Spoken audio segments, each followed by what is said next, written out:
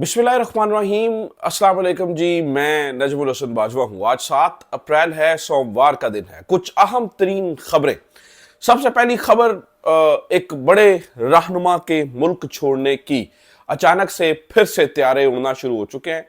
अचानक जिनके बारे में बताया जा रहा था कि अब जो है वो सियासी तौर पर झाड़ू फेरने जा रहे हैं, अचानक उनके अपने झाड़ू फेरने की खबर आ चुकी है। मैं बात कर रहा हूं मियां नवाज शरीफ साहब की। अचानक हुआ क्या है, क्या गड़बड़ हुई, एस्टैब्लिशमेंट से किस बात पर खफा हुए, बताया कुछ और जा रहा है, असल खबर कुछ और है। स्टैब्लिशमेंट और नून लीग की किस बात के ऊपर बड़ी गड़बड़ हुई है, इसके बारे में कुछ इत्तलात मिली हैं, ये मैंने आपके साथ शेयर करना है। सबसे पहले इसके ऊपर बात करेंगे। दूसरी खबर, नाने-कराम आजम सवाती साहब के रोने की, कुरान मजीद हाथ में रखने की और मुख्तलिफ कस्में खाने की। अब असल कच्चा चट्टा खुल गया है। जो बातें उन्होंने कुरान मजीद हाथ में रखकर बताई, असल बात क्या थी और वो बातों को किस तरह से गोल मोल करके शायद उन्होंने कुछ स्टैब्लिशमेंट की पढ़ाई हुई पट्टी पढ़ने की कोशिश की, इसका भी तिया पांचा करेंगे। उसके बारे में भी कुछ इनसाइड इंफॉर्मेशन मिली है, वो भी आपके सामने रखनी है। इसके अलावा कल जो मुराद सईद साहब की दबंग वापसी और जो उन्होंने माहौल गरमाया है, और आज 7 अप्रैल की रात 12 बजे के तक कुछ बहुत गड़बड़ है, क्योंकि 8 अप्रैल कल इमरान खान की बहनें धरना देने जा रही हैं। इस हवाले से क्या अपडेट है और एस्टैब्लिशमेंट में क्या ऊधम मचा हुआ है, इसके ऊपर भी बात करेंगे। और कुछ और खबरें भी, जैसे कि कुछ अदालती खबरें, जैसे जो नूरानी साहब के भाई हैं उनको उनकी बाजियाबी को लेकर अदालत क्या कर रही है, इसके ऊपर भी बात करेंगे। तो काफी सारी खबरें, कोशिश करूंगा कि जल्दी जल्दी इनकी तफसील आपके सामने रख सकूं।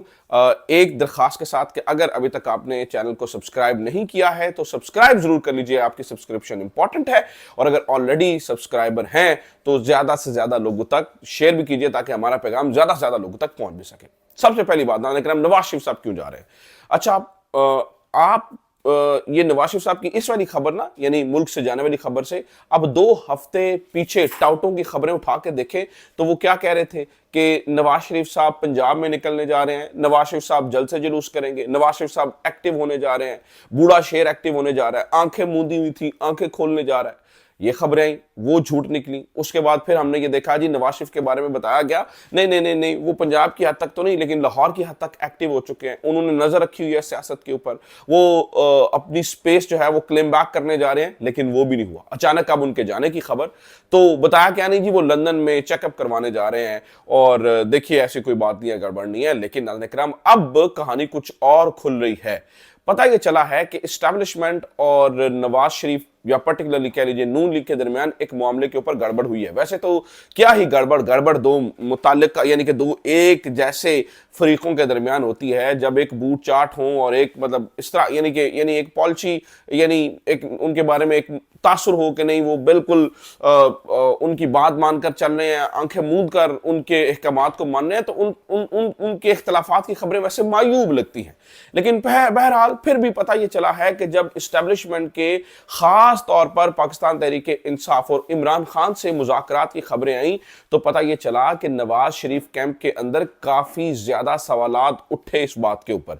और क्योंकि इन्होंने तो ये कहा कि भाई आप जैसे जैसे कह रहे हैं हम वैसे वैसे मान रहे हैं, आपके कहने के ऊपर हमने मोहसिन नकवी से भी माजरत कर ली, हम तो मतलब 10 साल की प्लानिंग करके बैठे हैं, तो ये जो मुज़ाकरात वाला डोल है आप ये डोल डाल रहे हैं, ये क्या कहानी है, इसके बारे में हमें बताइए। तो पता ये चला, अच्छा यानी इन्हें ये लग रहा था कि इन्होंने धमकी दी खास तौर पर एस्टैब्लिशमेंट को, भाई अगर आप हमें नहीं बताएंगे तो फिर हम अपनी अगली सियासी हिकमत अमली का ऐलान करेंगे, फिर हमने भी सोचना है, मतलब आपने तो हमारा सारा पॉलिटिकल कैपिटल जाया कर दिया। पता ये चला कि इन्हें ये उम्मीद थी कि एस्टैब्लिशमेंट इसके ऊपर को बड़ा ही मुस्बत जवाब देगी, कोई इनके तहफुजात को दूर किया जाएगा। लेकिन अगलों ने कहा भाई तुम कौन हो, यानी मतलब 17 सीटों वालों को जिनको वज़ीर आज़म बना दिया गया, उनकी क्या औकात है इस तरह के सवालात करने की।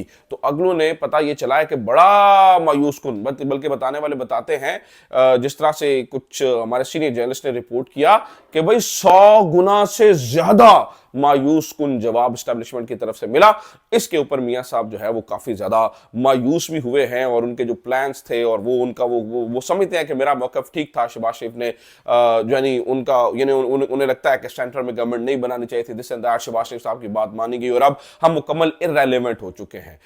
ये और बहुत सारी बातें मिलकर शायद नवाज शरीफ साहब ने फैसला किया है कि वो अभी कुछ देर लंदन में कयाम करेंगे। हो सकता है कि ये एक प्रेशर टैक्टिक भी हो सकता है कि वो अपनी जो है वो कदर और अहमियत एस्टैब्लिशमेंट को बावर करवाना जा रहे हो, क्योंकि एस्टैब्लिशमेंट इस वक्त एक इंतहाई कमजोर पोजीशन के ऊपर है।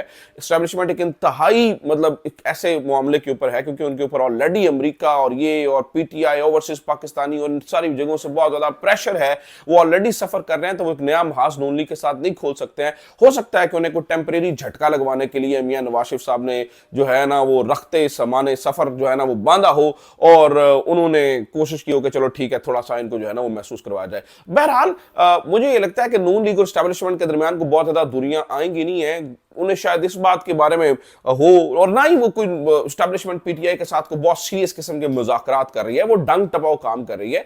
लेकिन शायद एस्टैब्लिशमेंट को भी ये बुरा लगा कि भाई हमें पता है हमने क्या करना है, आप हमें मतलब ये इस तरह से सवाल तो ना करेंगे भाई आप अपना लाहे अमल अपनाएंगे, इसलिए शायद उन्होंने सख्त जवाब दिया हो। हालांकि एस्टैब्लिशमेंट और पीटीआई टॉक से नून लीग को कोई खतरा नहीं है क्योंकि ये टॉक सीरियसली कहीं जा ही नहीं रही है। इमरान खान को इन टॉक्स की बुनियाद के ऊपर तो बाहर निकाला ही नहीं जा रहा है क्योंकि एस्टैब्लिशमेंट बजाते खुद अपने टाउट्स के जरिए ये पैगाम पहुंचाने में, ये पैगाम फैलवाने में मसरूफ अमल है कि भाई ऐसा इमरान खान को कोई नहीं करना, हम इमरान खान को नहीं निकालने वाले हैं, कोई चक्कर नहीं है। बल्कि वो तो अपने टाउट्स के जरिए कुछ इस तरह के मैसेजेस पहुंचवा रहे हैं कि भाई अब इमरान खान से हमें खतरा ही कोई नहीं है, महंगाई कंट्रोल में हो गई है, हर चीज यानी अमेरिका वाले महाज के ऊपर भी हमने गिरफ्त मजबूत कर ली है, तो इमरान खान से अब हमें क्या खतरा है। आवाम की तहरीक चल कोई नहीं रही है, पीटीआई कुछ बाहर निकल नहीं रही है, सियासी लीडरान जो हैं वो कॉम्प्रोमाइज्ड हैं, यानी कि वो सारे उनके हाथ में है, तो पीटीआई से खतरा ही कोई नहीं है, यानी कि वो इस तरह की खबरें चलवाने की कोशिश कर रहे हैं।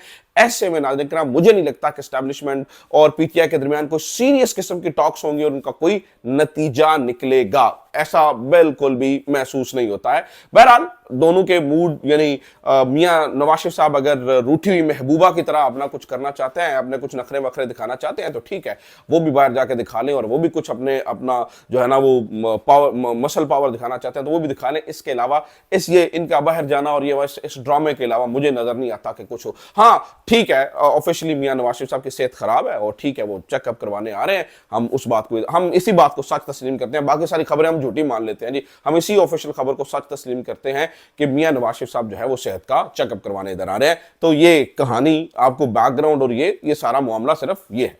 दूसरा नाज़रीन किराम, आज 7 अप्रैल है और रात 12 बजे तक का जो वक्त है ये बहुत इंपॉर्टेंट है।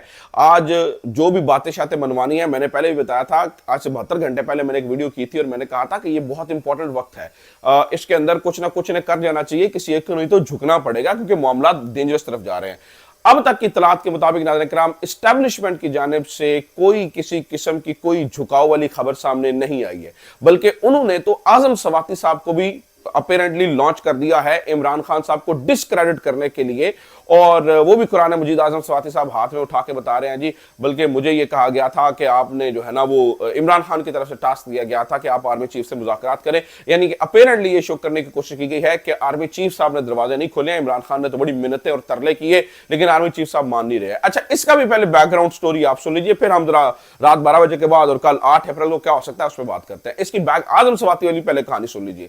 देखिए, आजम सवाती साहब ये सरासर दरोग गोई से अपेरेंटली जो है ना वो काम लेते हुए नजर आ रहे हैं।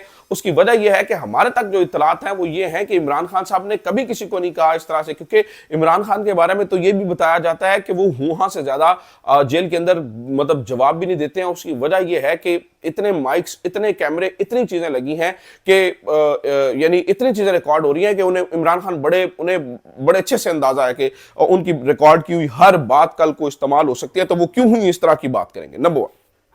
नंबर 2, आजम सवाती की तक जहां तक बात है तो आजम ये प्रपोजल जरा ये बताते हैं कि इमरान खान को आजम सवाती बार बार कह रहे थे बातचीत करनी चाहिए, हमें बातचीत करनी चाहिए, तो इमरान खान ने कहा हाँ ठीक है बातचीत करके देख लो।